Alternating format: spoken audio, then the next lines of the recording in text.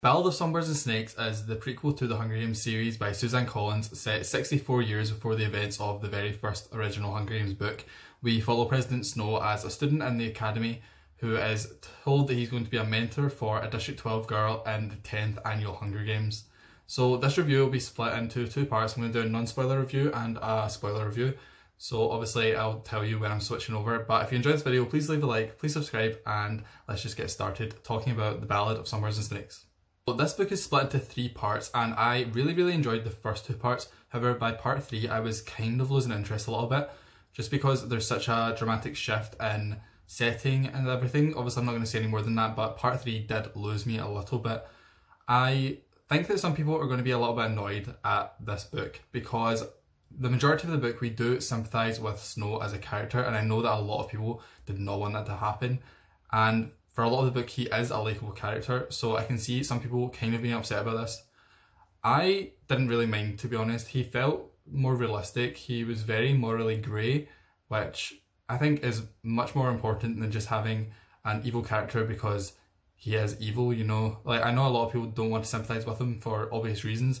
However, I think that we really explore the different reasons that led him to be the way he is, and to understand why he thinks the way that he thinks later on in the original trilogy. The District 12 girl, whose name is Lucy Gray, is nothing like Katniss. She is a completely different character, which is obviously very refreshing. I had a little bit of fear that they would perhaps be similar, but they were completely different, which was really nice to see. I thought Lucy was really likeable and surprisingly entertaining. I won't go too much more into depth, but she was a really entertaining character to follow in the literal sense and the metaphorical sense. I don't know, she was a really interesting character anyway, and I really liked that. So this is a very rudimentary version of the games. It's very experimental. There's a lot of stuff that happens that would never happen in the games that we know from the original trilogy. It's much more amateurish, and they're very much trying to find their footing and understand what they want to actually do with the games. So we kind of understand the decisions that are made that lead to the games that we know later on, and we find out that Snow was actually behind a lot of them, either on purpose or accidentally. He gives a lot of ideas to the game makers. We also get a lot of background on the war and the world building of the capital from a capital perspective, which I really enjoyed. I love good world building, and we really get a lot of it here. We find out about different people in the war and how the capital people were affected by it, and a lot of it is very shocking.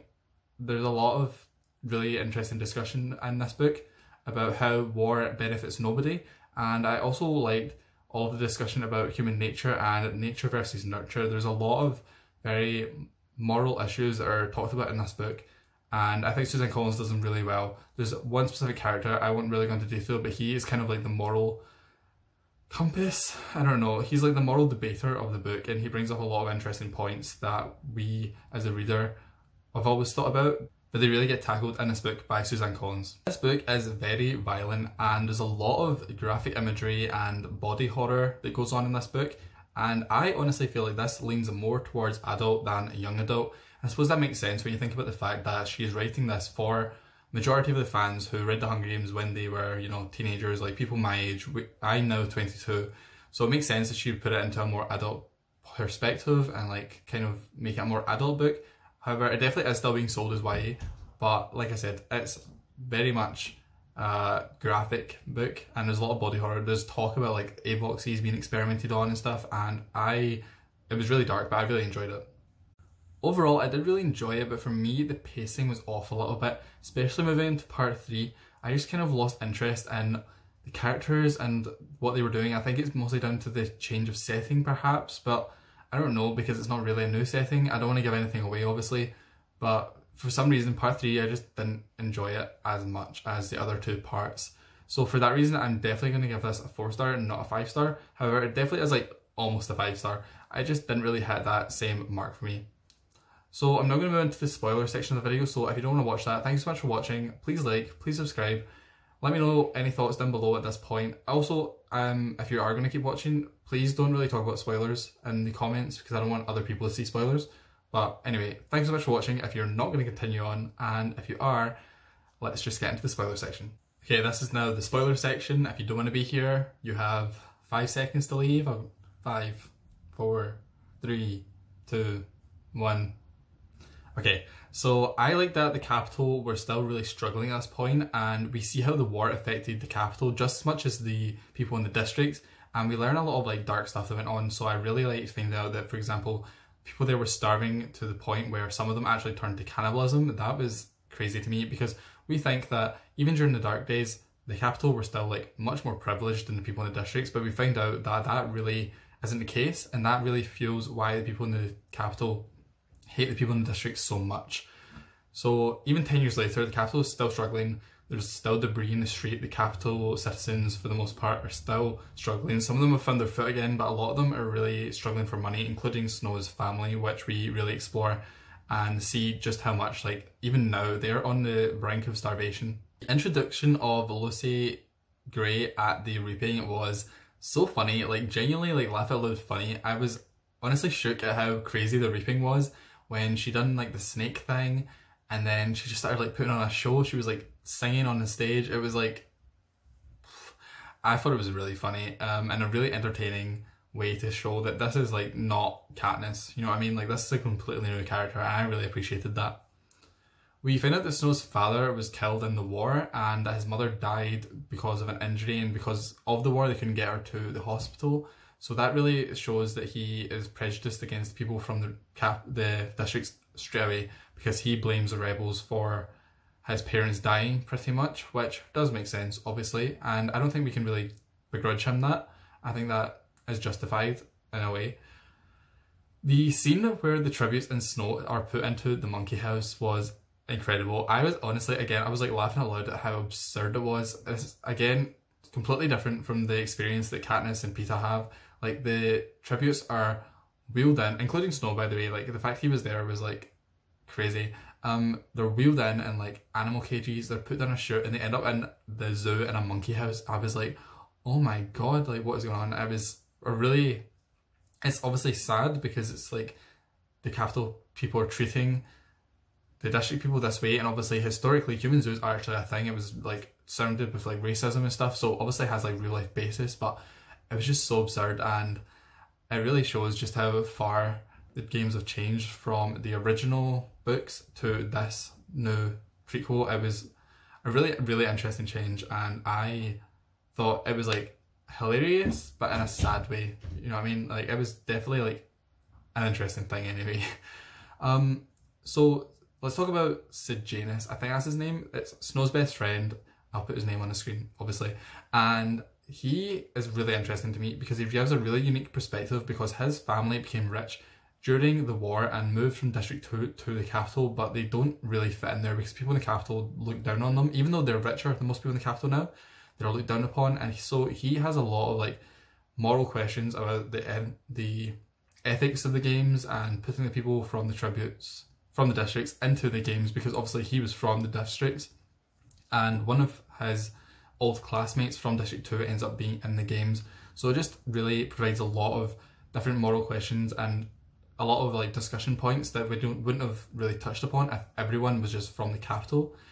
Although we do see that a lot of the people in the capital don't agree with the games either at this stage. Like a lot of them really resent it and think it's evil. So I really liked how we see that no one really is happy with the games at this early stage, apart from the head game maker, whose name I can't remember right now. Sejanus, later on, I kind of started to not dislike him, but he was irritating, but we'll get to that later on. But the first part of the book, I did really enjoy his character. I also really liked Tigress. I thought she was a great character throughout. She was, again, very moral, but in a more capital way, where she's not going to outwardly express it because of fear of being harmed herself. And I really thought that was realistic, and I really liked her character, and I'm glad that she was in it. And the fact she is Snow's cousin, again, it's just like mind blown. Snow himself is very calculating. He uses every opportunity to basically make things about him and improve his image, because we find out that the Snow family are like on the brink of poverty. They're about to be evicted from their apartment. Like things are like crumbling down for them, and so he uses every single opportunity, even the death of his classmate in the zoo, he uses that to enhance his own image. And I thought that was again, very realistic for the character that we know him to end up to be.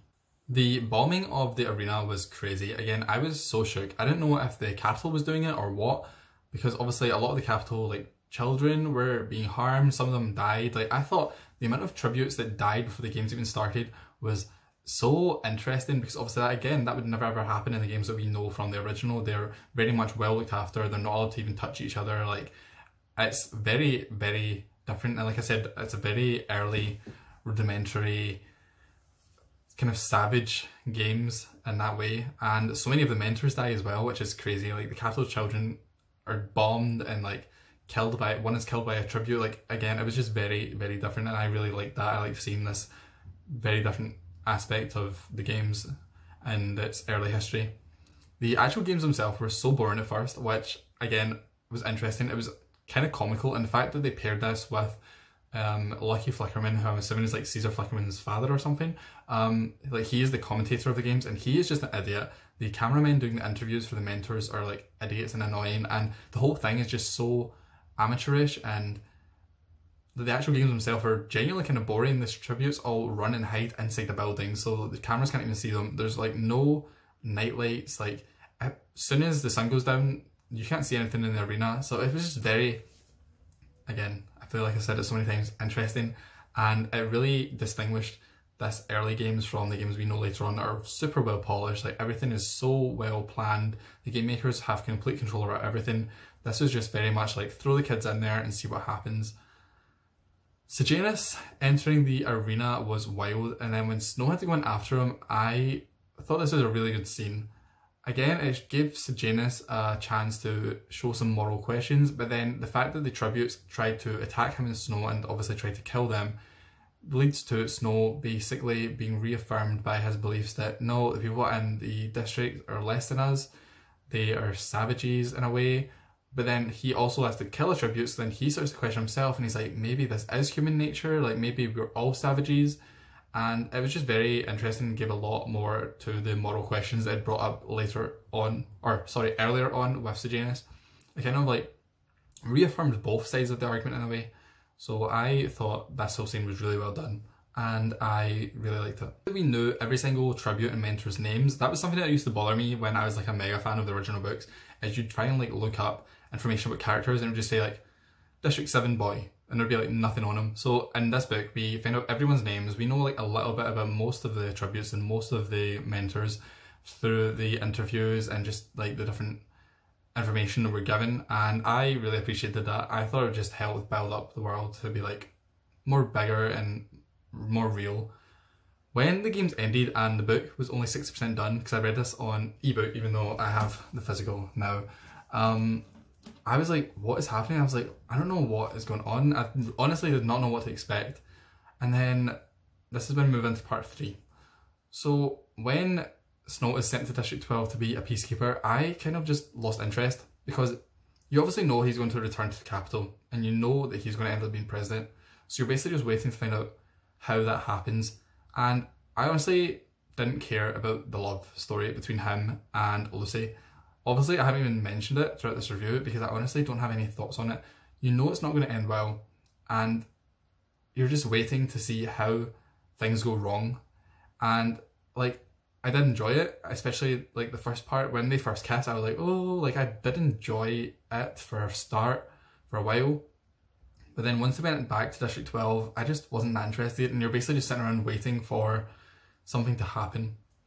Sejanus as well also just becomes an idiot in part 3. He was my favourite character up until part 3, and then he just started being so sloppy and so irrational, and you understand why Snow done what he done by basically betraying him, because it would look bad on Snow and possibly get him killed if Sejanus escaped. And obviously there was the whole issue with like the guns and the murder, and it's horrible that he had to do that to his friend, but you can understand why he basically talked himself into doing it. Although, to be fair, he didn't know Sejanus would die. He thought he'd be taken back to the capital and like his father would like pay his way out of it. He didn't know he would die, and that definitely like weighs heavy on his conscience.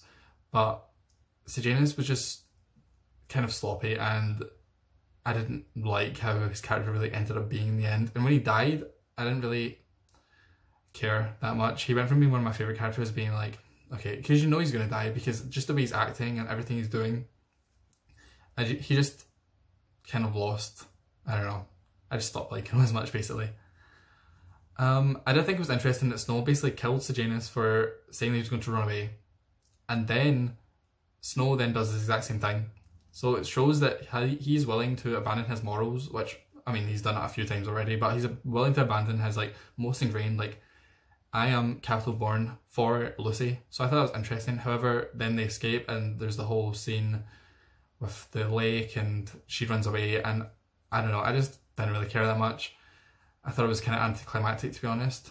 The very end, I just thought it was anticlimactic. You know he's going to end up back in the capital, and he does, and I don't know, for some reason I just wasn't into it. And that's why it really went down to 4-star for me. I just thought the ending was kind of weak.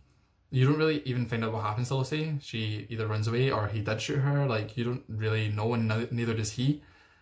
And I just thought it was like kind of a poor ending to an otherwise really good book. Like parts 1 and 2 I really enjoyed. Part 3 I just didn't love it. And those were all my thoughts on The Ballad of Songbirds and Snakes by Suzanne Collins.